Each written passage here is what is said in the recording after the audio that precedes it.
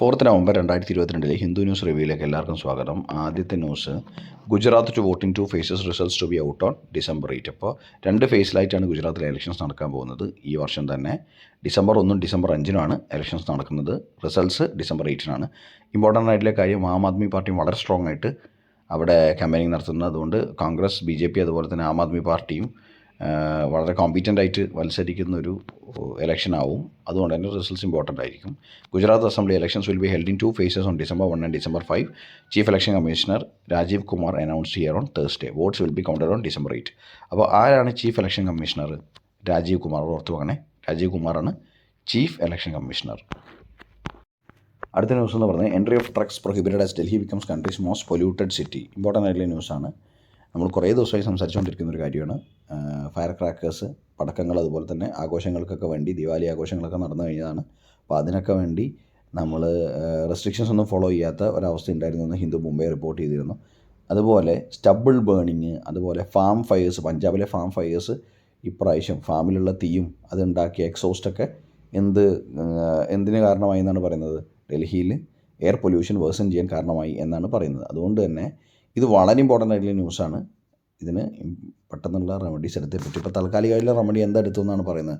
On a day the national capital became the most polluted city in the country. A slew of measures including ban of trucks and plying of diesel fuelled medium goods vehicle and heavy goods vehicle within Delhi's limits was declared by authorities. അപ്പോൾ medium goods വെഹിക്കിളും അതുപോലെ തന്നെ diesel പ്രൊപ്പൽഡായിട്ട് ട്രക്സൊക്കെ എവിടെ ban ചെയ്തിരിക്കുകയാണ്? ഡൽഹിയിൽ ban ചെയ്തിരിക്കുകയാണ്. അത്രയധികം മോശം എയർ ക്വാളിറ്റിയാണ് ഡൽഹിക്ക് ഉള്ളത്.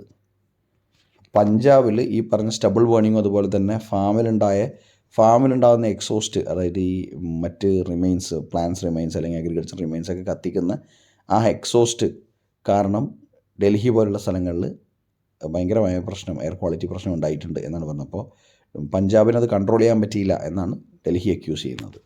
ഇന്നത്തെ എഡിറ്റോറിയൽ നോക്കാം. Heavy handed hurry, perils of editorial laxity are obvious but defamation should be decriminalised. അപ്പോൾ ഇന്ന് ഡീൽ ചെയ്യുന്നത് ഡിഫമേഷനുമായി ബന്ധപ്പെട്ട ഒരു കേസിനെ കുറിച്ചാണ്. ദ വയർ എന്ന് പറഞ്ഞ ഡിജിറ്റൽ പബ്ലിക്കേഷൻ അവർ പബ്ലിഷ് ചെയ്ത ന്യൂസ് ഫേക്ക് ന്യൂസാണ്. അപ്പോൾ ഫേക്ക് ന്യൂസ്, ഒരു ഇൻഫ്ലുവൻഷ്യൽ ആയിട്ടുള്ള ഒരാളെക്കുറിച്ച് ഒരു ഫോർജ്ഡ് ആയിട്ടുള്ള ന്യൂസ് പബ്ലിഷ് ചെയ്തതുമായി ബന്ധപ്പെട്ട ഡിഫമേഷൻ കേസാണ് ഇന്നത്തെ എഡിറ്റോറിയൽ ഡീൽ ചെയ്യുന്നത്.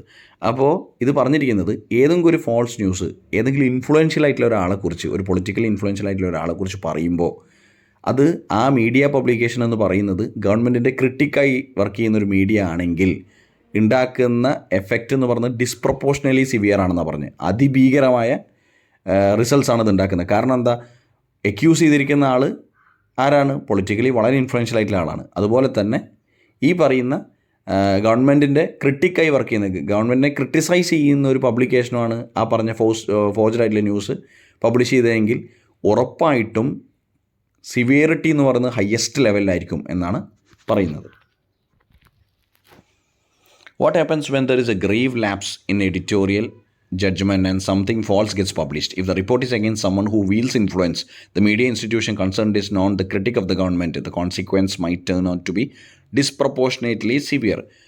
മിയർലി ആ പറയുന്ന അക്യൂസ് ചെയ്ത ആൾ ഈ പറഞ്ഞ പൊളിറ്റിക്കലി ഇൻഫ്ലുവൻഷ്യൽ ആവുകയോ, അതുപോലെ തന്നെ ഈ പറഞ്ഞ മീഡിയ പബ്ലിക്കേഷൻ വളരെ എന്താ പറയുക, ഗവൺമെൻറ്റിനെ ക്രിട്ടിക്കലായിട്ട് അനലൈസ് ചെയ്യുന്ന ഒരു മീഡിയ പബ്ലിക്കേഷൻ ആണെങ്കിൽ ഉറപ്പായിട്ടും എന്താണ്, ഡിസ്പ്രപ്പോർഷണലി വലിയ പ്രശ്നങ്ങൾ അവർക്ക് നേരിടേണ്ടി വരും.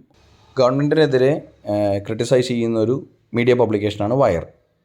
ആ സമയത്ത് നമ്മൾ ഇൻഫ്ലുവൻഷ്യൽ ആയിട്ടുള്ള ഒരാളെക്കുറിച്ച് ഈ പറഞ്ഞ ഡിജിറ്റൽ പബ്ലിക്കേഷൻ ഒരു തെറ്റായ ഫോൾസ് ന്യൂസ് കൊടുത്തു കഴിഞ്ഞാൽ ഉണ്ടാവുന്ന അവസ്ഥ ഡിസ്പ്രപ്പോർഷനേറ്റ്ലി സിവിയർ ആയിരിക്കും എന്ന് പറയുന്നു. ഇതേ അവസ്ഥയിലാണ് ദ വയർ എന്ന് പറഞ്ഞ പബ്ലിക്കേഷൻ ഉള്ളത്.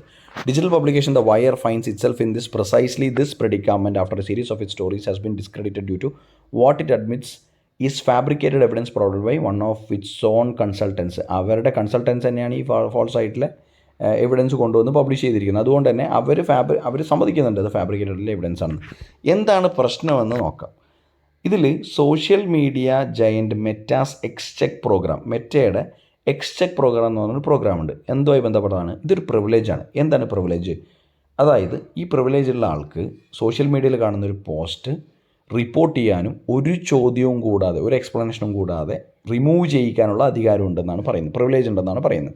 ഡിപ്പാർട്ട്മെൻറ്റിൻ്റെ ഹെഡ് എന്ന് പറഞ്ഞ ആൾ ഒരു ഇൻസ്റ്റാഗ്രാം പോസ്റ്റ് അദ്ദേഹത്തെ റിമൂവ് ചെയ്യാൻ ആവശ്യപ്പെട്ടു, എന്നിട്ട് റിമൂവ് ചെയ്യിപ്പിച്ചു എന്ന ന്യൂസാണ്, ഈ പ്രിവിലേജ് വഴി റിമൂവ് ചെയ്യിപ്പിച്ചു എന്ന ന്യൂസാണ് ആര് പുറത്തുവിട്ടത്? ദ വയർ എന്ന് പറഞ്ഞ പബ്ലിക്കേഷൻ പുറത്തുവിട്ടത്. ഇതിനെതിരെ, ഫോർജറിക്കെതിരെ, ഇത് ഫാബ്രിക്കേറ്റഡ് ആയിട്ടുള്ള ന്യൂസാണെന്ന് പറഞ്ഞുകൊണ്ട് പോലീസ് കേസ് കൊടുത്തു. ഇതേ വയർ എന്ന് പറഞ്ഞ പബ്ലിക്കേഷൻ തന്നെ അവരുടെ കൺസൾട്ടൻറ്റിനെതിരെയും കൊടുത്തിട്ടുണ്ട്. കാരണം കൺസൾട്ടൻ്റ് തന്നെയാണ് ഈ പറഞ്ഞ ഫോൾസ് ആയിട്ടുള്ള ന്യൂസ് കൊണ്ടുവന്ന് പബ്ലിഷ് ചെയ്തതെന്ന് അവർ പറയുന്നുണ്ട്. അതുകൊണ്ട് ഇതിൽ ഏറ്റവും ഇമ്പോർട്ടൻ്റ് ആയിട്ടുള്ള കാര്യം പോലീസിൻ്റെ റെസ്പോൺസാണ്. ഇങ്ങനൊരു കംപ്ലയിൻറ്റ് കിട്ടി, എന്താ പറയുക, ശരിക്കും ഇതിനൊരു ഫാബ്രിക്കേറ്റഡ് ആയിട്ട് എവിഡൻസ് ഉണ്ട്, ശരിയാണ്, ഫോർജറിയാണ്. പക്ഷേ ഇതിൻ്റെ എസ്കലേറ്റഡ് ആയിട്ടുള്ള എന്താ പറയുക റെസ്പോൺസ് അതിശയിപ്പിക്കുന്നതാണെന്നാണ് പറയുന്നത്. അതായത് ഈ searching the residence of its editors and seizing laptops and phones, even by the set standards of the present regime in dealing with the vocal dissenters, the hurry shown in the seizures made by the police are shocking. അതായത് എത്രമാത്രം തിടുക്കപ്പെട്ടാണ് ഇങ്ങനത്തെ കാര്യങ്ങൾ police ഒരു defamation കേസിൽ, ഒരു ചെറിയ കേസാണിത്, സംബന്ധിച്ച് ചെറിയ കേസാണ്. അപ്പോൾ ഈ കേസിൽ പോലും പോലീസ് കാണിക്കുന്ന തിടക്കം മറ്റ് കേസുകളില്ലാത്തൊരു ഹറി ഉണ്ട് എന്നാണ് പറഞ്ഞത്. അത് അതിശയിപ്പിക്കുന്നതാണെന്നാണ് പറയുന്നത്. ഈ അതിശയിപ്പിക്കുന്ന തുടക്കം എന്ന് പറയുന്നത് എന്തിനെ ആണ് ചൂണ്ടിക്കാണിക്കുന്നത്? ഇതൊരു എക്സാമ്പിളാക്കി എടുക്കാനാണ് ഉദ്ദേശിക്കുന്നതെന്ന് തോന്നിപ്പോകുന്ന തരത്തിലാണ് പോലീസിൻ്റെ ആക്ട് എന്ന് പറയുന്നത്. Despite the element of forgery in this case, one cannot dismiss a possible conspiracy to discredit the Wire. ഇതിൽ രണ്ട് വ്യൂ ഉണ്ട്. ഒന്ന്, ദ വയർ എന്ന് പറഞ്ഞ പബ്ലിക്കേഷനെ എന്താ പറയുക അപകീർത്തിപ്പെടുത്താനോ അല്ലെങ്കിൽ അവരുടെ ഇമേജ് കളയാൻ വേണ്ടിയിട്ടുള്ള ഒരു കോൺസ്പിറസി ആണോ എന്ന് ഡൗട്ട് ചെയ്യുക. കാരണം മിസ്റ്റർ മലവിയ, ഈ പറഞ്ഞ BJPൻ്റെ IT national head, has limited his complaint to its co-founders and journalists whose bylines appeared in initial reports concerning him. Further, the complaint does not name Mr. Kumar, raising a doubt whether this is intentional.